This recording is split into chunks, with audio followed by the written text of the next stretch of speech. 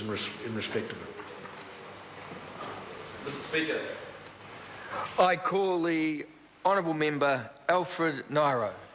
Mr. Speaker, I am happy to take a call in support of the Child Support Amendment Bill to the Select Committee, where it will receive equitable debate, as is the Convention for Fair and Just, Robust Discussion.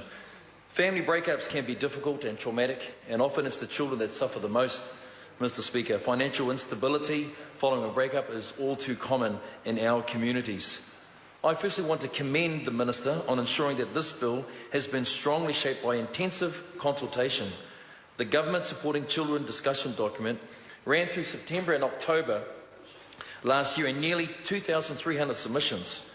There were a huge range of strongly held views, with submission themes including arguments for both the adequacy or excessiveness of child support payments and how they were calculated, recognising shared care, the impact that child support formula based on the income of both parents would have on the incentive for parents to work or increase their earnings. The strong views only serve to confirm the view that the current child support regime is both outdated and sometimes unfair.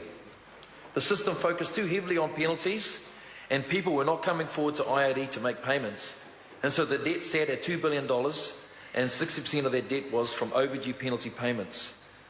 These proposed changes would see more flexibility in situations of hardship, and payments would and could be made through instalments. So what are they, Mr. Speaker, that have been introduced? Well, changes to payment penalties and write-off rules. The rules relating to payment penalties and write-off play an important role in encouraging parents to meet their child support obligations on time.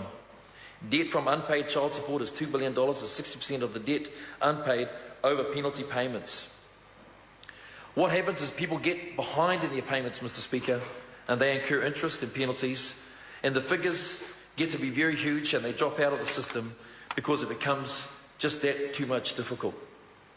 The changes in the bill are aimed at better encouraging the facilitating parents to make timely payments of child support.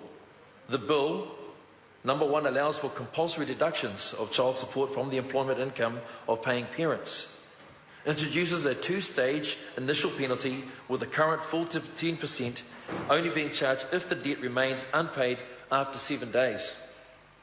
Reduces the incremental monthly payment from 2% to 1% after a year of non-compliance, complemented by intensive case management by Inland Revenue, and relaxes the circumstances in which penalties can be written off, including when a paying parent enters into an instalment arrangement or is in serious hardship where debt recovery is demonstrably inefficient use of Inland Revenue's resources, or when only a low level of penalty debt is outstanding.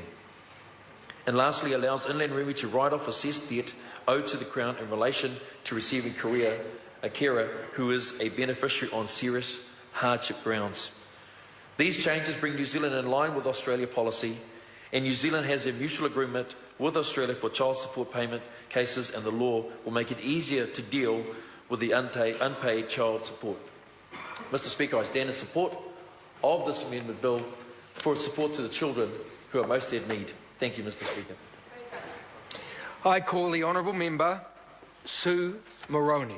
Thank you, Mr. Speaker, and it is an honour